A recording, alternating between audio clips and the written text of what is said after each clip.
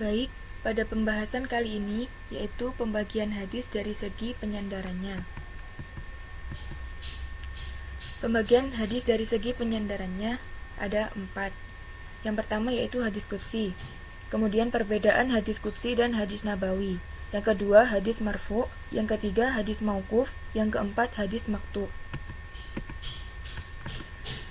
Kita akan membahas definisi hadis qudsi, kemudian bentuk-bentuk redaksi periwayatan, kemudian perbedaan antara hadis qudsi dengan Al-Quran, kemudian perbedaan hadis qudsi dengan hadis nabawi, kemudian jumlah hadis qudsi, dan yang terakhir yaitu perbandingan Al-Quran, hadis qudsi, dan hadis nabawi.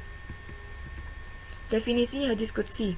Adapun hadis qudsi menurut bahasa yaitu Al-Qudsi yang dinisbatkan kepada Al-Qudus yang artinya suci, yaitu sebuah penisbatan yang menunjukkan adanya pengagungan dan pemuliaan atau penyandaran kepada zat Allah yang maha suci.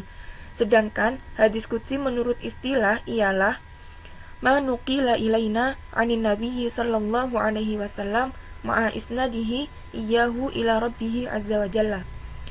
Maksudnya yakni apa yang dinukil dari Nabi sallallahu alaihi wasallam yang datangnya dari Allah dan disandarkan kepada Allah Subhanahu wa taala.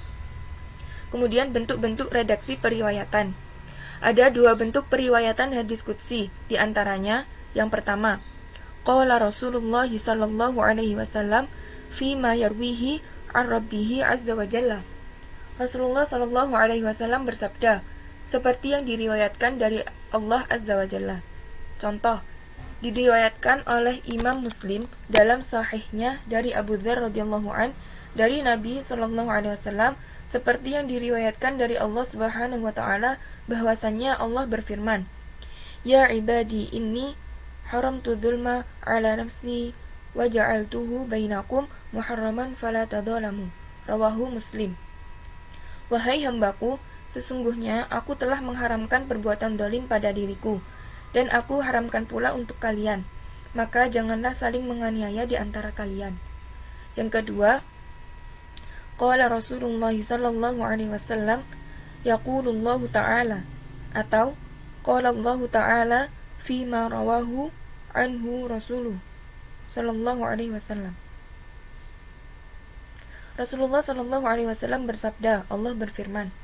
Contoh, diriwayatkan oleh Imam Al-Bukhari dari Abu Hurairah radhiyallahu an bahwa Rasulullah sallallahu alaihi wasallam bersabda, Allah Subhanahu wa taala berfirman, Ana inda dhanni abdi bi wa ana ma'ahu idza dzakarani fa in dzakarani fi nafsihi dzakartuhu fi nafsi. Rawahul Bukhari. Aku selalu dalam prasangkaan hambaku terhadapku dan aku bersamanya bila dia mengingatku. Maka jika dia mengingatku, niscaya aku akan mengingatnya. Kemudian perbedaan antara hadis qudsi dengan Al-Quran. Yang pertama, Al-Quran itu lafaz dan makna atau redaksinya dari Allah. Sedangkan hadis qudsi maknanya dari Allah dan lafadznya dari Nabi. Yang kedua, membaca Al-Quran termasuk ibadah dan mendapat pahala. Sedangkan membaca hadis qudsi bukan termasuk ibadah dan tidak mendapat pahala.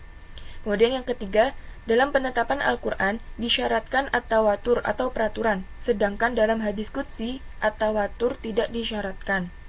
Kemudian perbedaan hadis qudsi dengan hadis nabawi. Hadis nabawi disandarkan kepada Rasulullah sallallahu alaihi wasallam dan diceritakan oleh beliau. Sedangkan hadis qudsi disandarkan kepada Allah, kemudian Rasulullah sallallahu alaihi wasallam menceritakan dan meriwayatkannya dari Allah Subhanahu wa taala. Oleh karena itu, diikat dengan sebutan qudsi. Ada yang berpendapat bahwa dinamakan hadis qudsi karena penisbatannya kepada Allah yang Maha Suci. Sementara hadis nabawi disebut demikian karena dinisbatkan kepada Nabi Muhammad sallallahu alaihi wasallam. Wa martabatul hadis fil qudsi bainal Qur'ani wal haditsin nabawi. Fal Qur'anul Karim yunsabu ila Allah Ta'ala lafdhan wa ma'na. Wal haditsun nabawi yunsabu ila Nabi sallallahu alaihi wasallam lafdhan wa ma'na. Wal haditsul qudsi yunsabu ila Allah Ta'ala makna la lafdhan. Walidzalika la yuta'abbadu bitilawati lafdhi wa la yuqra'u fi sholati wa lam yahsul bihi tahaddi walam yang walam yungqal bitawatir kama nuqilal Qur'an bal minhu ma huwa sahihu wa dha'ifu wa maudu. Kedudukan hadis qudsi berada di antara Al-Quran dan hadis nabawi. Perbedaannya terdapat pada penisbatan lafadz dan makna. Lafadz dan makna Al-Quran Al-Karim dinisbatkan langsung kepada Allah Azza wa Jalla. Sedangkan hadis nabawi, lafadz dan maknanya dinisbatkan kepada Nabi Muhammad SAW. Adapun hadis qudsi, hanya maknanya saja yang dinisbatkan kepada Allah Ta'ala. Sedangkan lafadznya dari Nabi Muhammad SAW.